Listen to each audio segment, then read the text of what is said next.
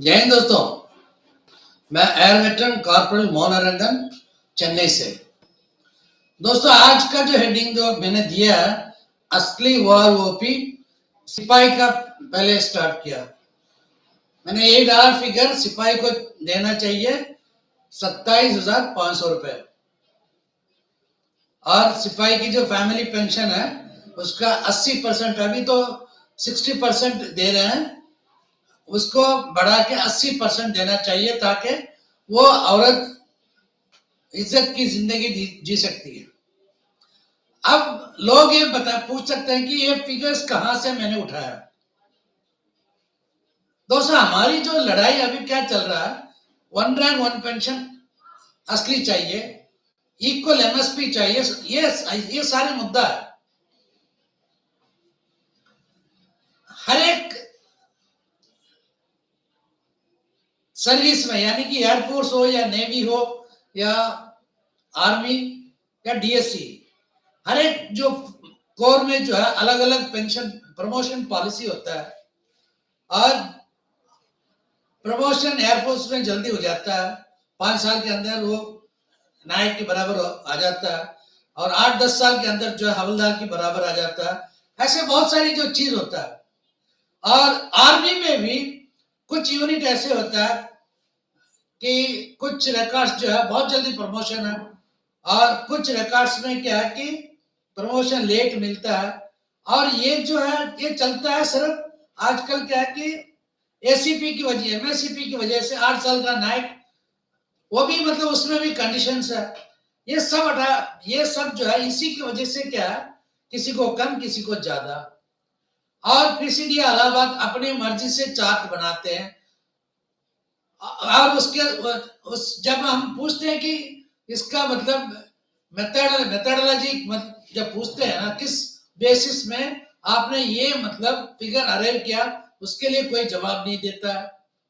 और ये किस तरह मतलब टेबल्स बनना चाहिए, इसके बारे में एमओडी में किसी अफसर को है ही नहीं। तो ऐसे बहुत सारी चीज है, और इसी की वजह से क्या, कोर्ट, एएफटी, मतलब हाई कोर्ट, एएफटी ऐसे भागना पड़ता, और उसमें भी मतलब जजमेंट मिलने में देरी हो जाता है, और जस्ट मतलब न्याय मिलते मिलते तो पेंशनर बढ़ जाता है। ऐसे बहुत सारी समस्या है हमारे। तो इससे अगर छुटकारा पाना है तो chief of army staff, chief of air staff और चीफ ऑफ नेवल स्टाफ, इन तीनों को क्या है कि एमएसपी नहीं है। तीनों का एमएसपी नहीं है, सिर्फ बेसिक पे, और उसके साथ जो है उनको मिलता है, उसके डीएनएस रिलीफ मिलता है। और जब भी पे कमीशन के वजह से पेमेंट बढ़ता है, उससे पहले कोई उसका मतलब पे में फर्क नहीं होता। अब असली वार ओपी उसका उसका पेमेंट के हिसाब से कर लो। अभी आज के दिन में एक जो है जनरल का 2.5 लाख, और 2.5 लाख का आधा कितना है, 1.25 लाख हो गया। मतलब 1.25 लाख रुपए जो है एक चीफ ऑफ आर्मी स्टाफ का पेंशन है। तो हमारे जो सिपाही का मतलब कोई भी ग्रुप हो, उसमें कोई फर्क नहीं है, क्योंकि जब जनरल का ग्रुप नहीं है, एमएसपी नहीं है, उसका बेसिक, उसका जो पेंशन के अनुसार हम अपना पेंशन अरेंज करेंगे। तो उसका जो पेंशन होगा 1.25 लाख, उसमें 22% जो है सिपाही का होना चाहिए। मतलब 1,25,000 रुपए का अगर आप 22% आप निकालोगे तो बन जाएगा 27,500। अब 27,500 देने में गवर्नमेंट को कोई नुकसान नहीं है। क्यों नुकसान नहीं है, मैं आपको बता रहा हूं। जो एमएसपी जो है 15,500 अफसोस का है, और हमारा जो है 5200। तो इसके वजह से जो डिफरेंस जो एमएसपी में है ना, ये मतलब ये आ जाता है तकरीबन जो है 5,000 से ऊपर फर्क है अफसोस और जवानों में। अब जो गवर्नमेंट अभी देना चाहता है सिपाही को, उसके साथ अगर ये आप इक्वल एमएसपी के तौर पे अगर आप उसको जोड़ लो तो यही आ जाएगा। और जो 20 पर ये मतलब फैमिली पेंशन को जो हम बढ़ाने के लिए जो मतलब मांग कर रहे हैं, तो फैमिली पेंशनर भी जिंदा मतलब खुश हो जाएगी, क्योंकि उसके भी छोटे छोटे बच्चे होते हैं या कुछ शादी की लायक बहुत सारी प्रॉब्लम है, क्योंकि हमारे जवान कम उम्र में रिटायर हो जाता है या रिटायर किया जाता है, जिसमें अगर ऐसे अगर करेंगे ना कोई पीएमआर का झंझट, कुछ नहीं होगा, कुछ भी नहीं होगा। तो सबसे पहला हमारा मांग होना चाहिए असली ओआरओपी में सिपाही का 22% और सिपाही की फैमिली पेंशनर का जो है, सिपाही की जो भी पेंशन है उसका 80%। ये अगर कामयाब हो जाए तो, ये अगर कामयाब हो जाएगा ना, तो आप समझ लो कि हमारा जो है वन रैंक वन पेंशन का जो प्रॉब्लम ही खत्म हो जाएगा। ये सबसे पहले डिमांड हम प्राइम मिनिस्टर को लिखेंगे। दोस्तों अभी आज जो मैंने बात किया है सिपाही का, अब इसके साथ साथ जो है लिबरलाइज्ड फैमिली पेंशनर को कैसे मिलना चाहिए। लिबरलाइज्ड फैमिली पेंशनर को जो है 22% जो जैसे हमने कैलकुलेशन किया है उसका डबल होना चाहिए, चाहे 2 साल का सिपाही हो या 15 साल का सिपाही हो।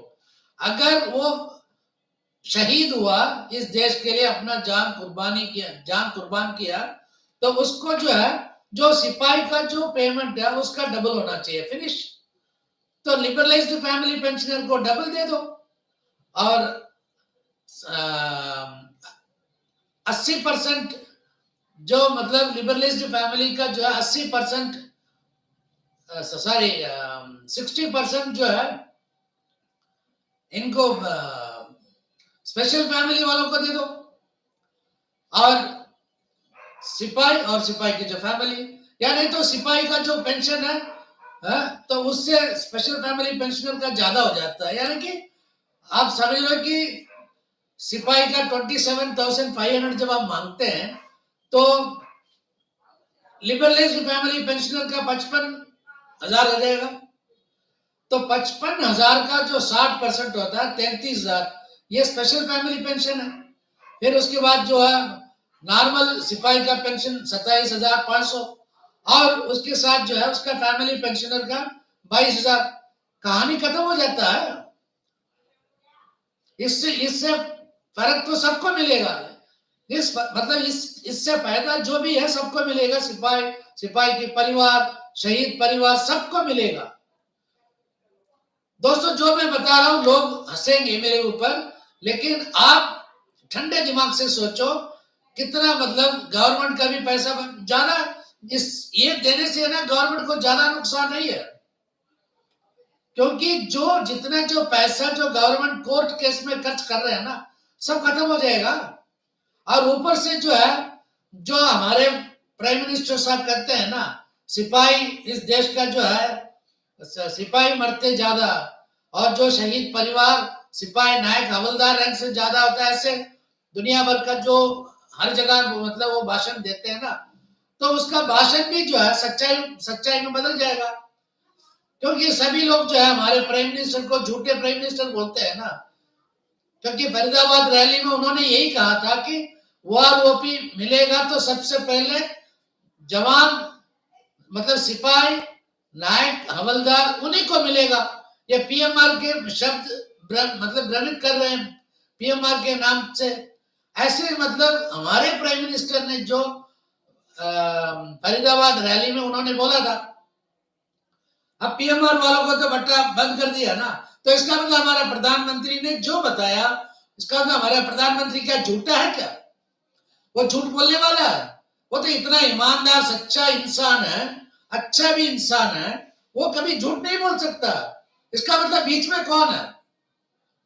बीच में क्या हमारे रक्षा मंत्री ने तो नहीं बदला है ना, क्योंकि हमारे रक्षा मंत्री भी हमेशा जो है जवानों के लिए और खासकर जो है नीचे वाला रैंक के लिए हमेशा जो है जान देने वाला, हमें नीचे वाला रैंक के बारे में बहुत ज्यादा बात करते हैं, तो इसका मतलब वो भी झूठ नहीं बोल सकता।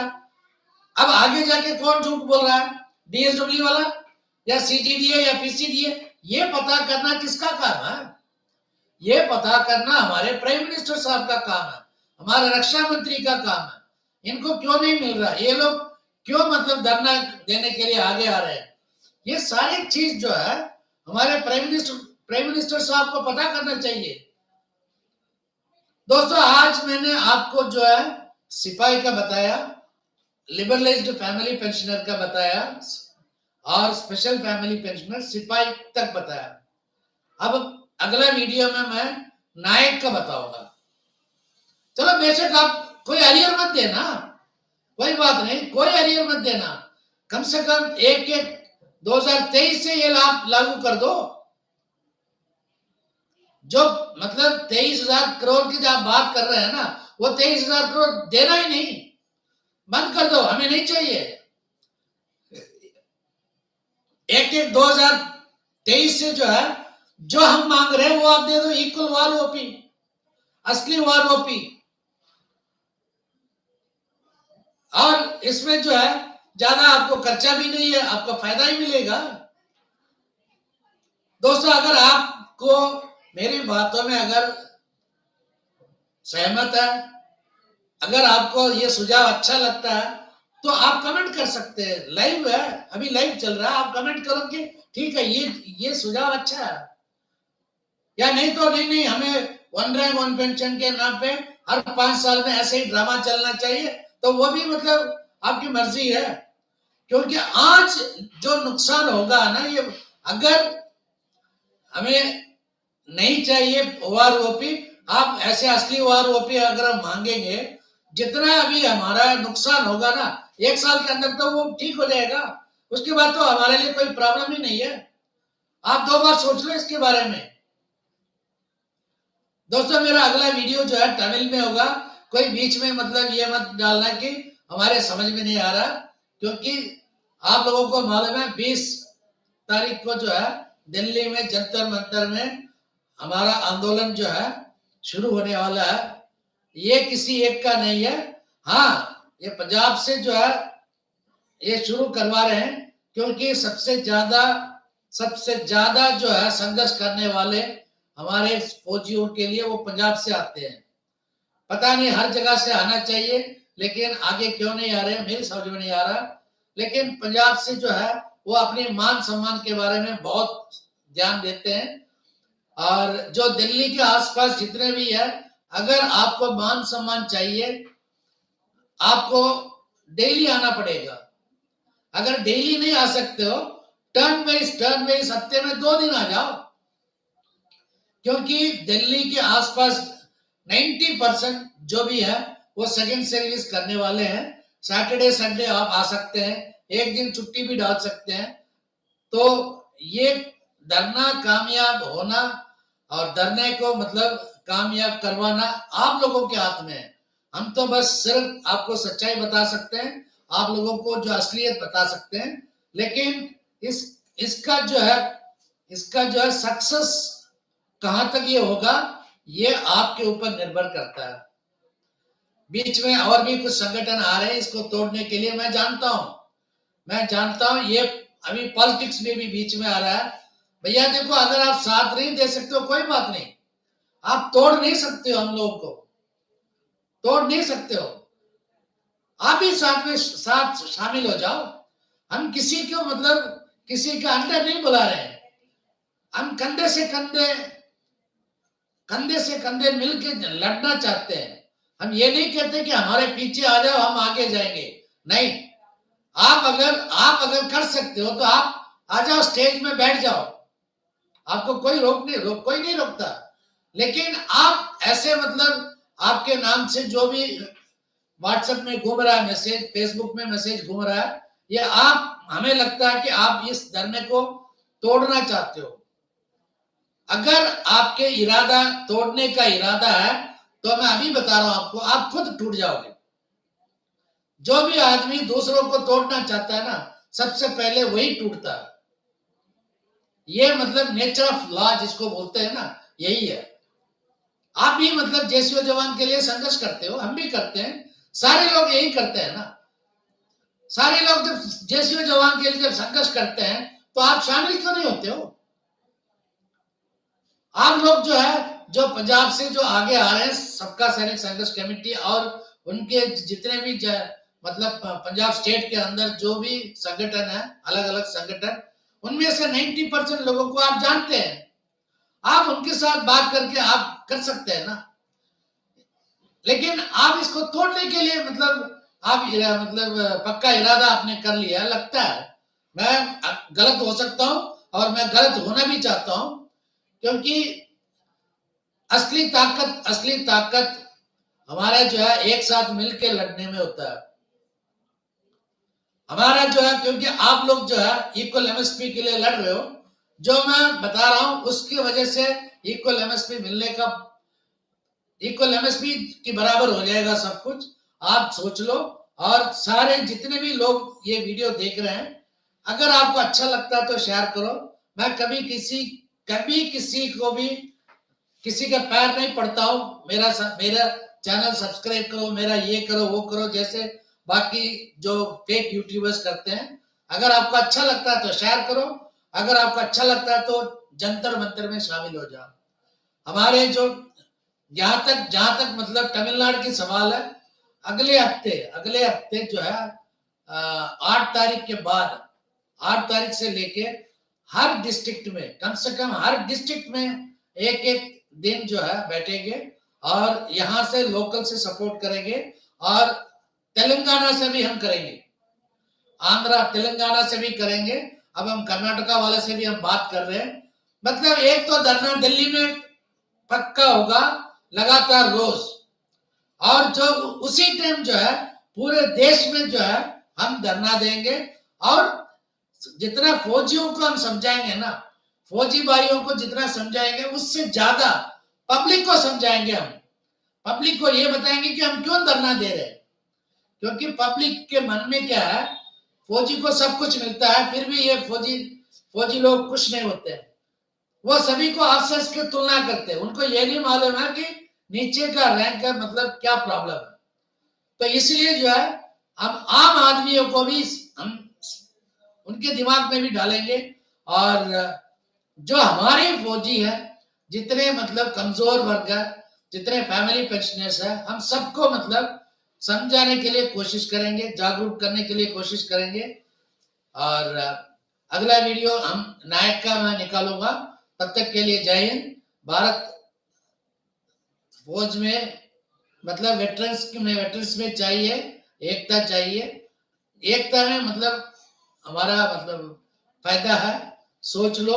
जय हिंद, वंदे मातरम।